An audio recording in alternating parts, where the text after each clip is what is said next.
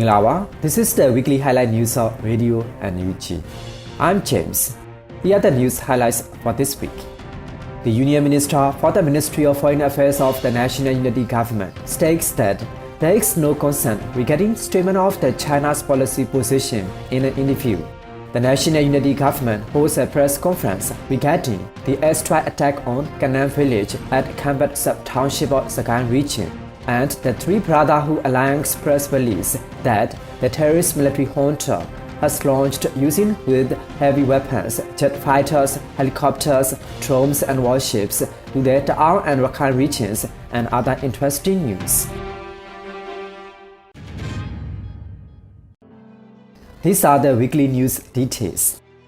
The Union Minister for the Ministry of Foreign Affairs of the National Unity Government, Daw Zin Mar Aung, stated in an interview in January that there is no concern about China's policy position, since all of the countries are making an attempt to balance world politics.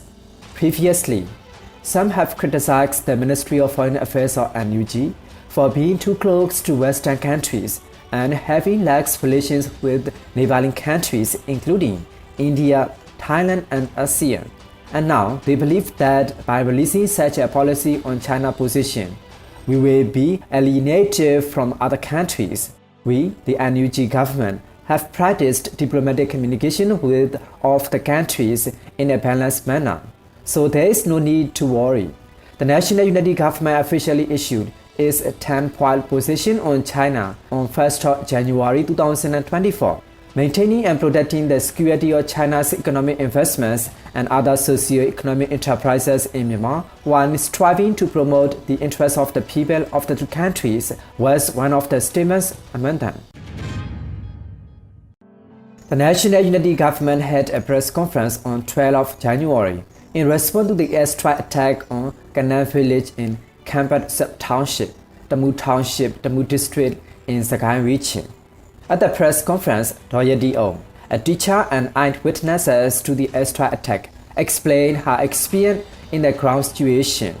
She said that on the day after the bombing incident, patients were transported by car. She witnessed the following patients, one with a severely damaged skull and missing brains, another with visible stomach and intestine, and the final patient with eyes coming out the back of the head. They are all dead. The terrorist military group attacked Kanan village with high explosives bomb using an A-5 fighter jet on January 7, 2024 at 10:50 a.m., where there is no clashes at all. The bombing killed 17 people, including a 5-year-old boy. The township in charge of the Ministry of Women, Youth and Children Affairs, Makhali, also explained that the bombing attack occurred in a residential area where the terrorist military group targeted the church and school in Kanan village. There were many people affected and they provided medical treatment and cash assistance for them. Although the terrorist military group denied the Kanan airstrike attack, the NUG had received video evidence of the area bombardment. The spokesperson of the Presidential Office of NUG, Xxxxx, also clarified that they had collected evidence of area bombing and war crimes. They are engaging with international organizations and the United Nations investigation mechanism to prosecute the terrorist military group's crimes. The bombing injured 19 people, including a 3-year-old child. About 10 houses were damaged, 2 two-story schools and a Christian church were also damaged. The Ministry of Humanitarian Affairs and Disaster Management of the National Unity Government had a 3-day advanced training of the trainers TOT course in December 2023 for humanitarian officers in charge on the ground in the Sagaing and Magui regions, as well as the Kachin, Chin and Karenni states, to mitigate civilian casualties and enhance community disaster resilience. The course covered aviation and heavy weapons threat prevention and combat drill training, as well as raising awareness about the dangers of the military equipment and chemical weapons, including landmines, first aid techniques in armed conflict situations, and lessons on psychosocial empowerment support programs and humanitarian safety. It has been reported that in order to prepare for the reduction of the civilian casualties according to their respective townships, humanitarian officer in charge from the 23 townships that attended the training conducted advanced training on the ground and shared knowledge with 8,036 local people 82 times. In areas where the People's Defense Forces and the Ethnic Alliance Forces are conducting operation in a balanced manner, the terrorist military group frequently commits atrocities and war crimes against civilian villages using heavy weaponry, landmines, and indiscriminate bombardment.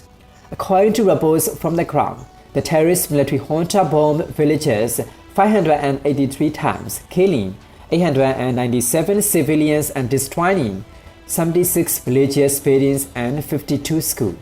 The fatalities included 627 children under the age of 18 and 1,017 women. The Three Brotherhood Alliance has announced in a press release that the terrorist military junta has begun attacking the Tamu and Rakhine regions with heavy weaponry, jet fighters, helicopters, drones, and warships. The terrorist military junta forces launched an airstrike on 12 January using 15 Y-12 aircraft and 9 Mi-35 helicopters to attack the villages of the Pankor, Pamphat, Kamphu, Panna, Panhong, and Gongsa in the Tamu National Liberation Army TNLA Brigade 6 military area Lasho Township with 130 bombs. The terrorist military junta launched 2 attacks on Guanhe village in Nam-Sam Township using jet fighters according to the Three Brotherhood Alliance. On 12 January, from early in the morning until noon, the terrorist military junta launched multiple attacks utilizing jet fighters, Mi-35 helicopters, and warships. As a result, the number of the houses in Myanmar Township, Rakhine District were destroyed by fire.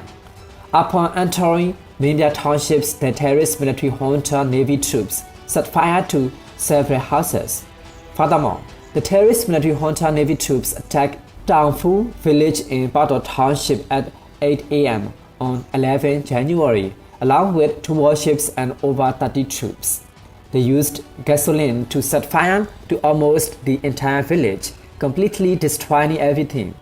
Another terrorist military junta, the number 12 Police Battalion stationed in Sidwe, attacked Daw Township and nearby villages, housing civilians with heavy weaponry and area drone attacks.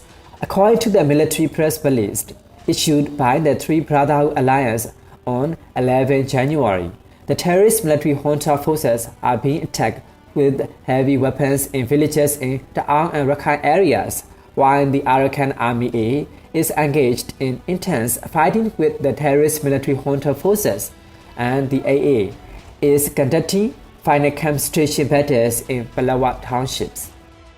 These are the weekly highlight news of Radio NUG. We will present more interesting weekly local news to you. Thanks for joining our news.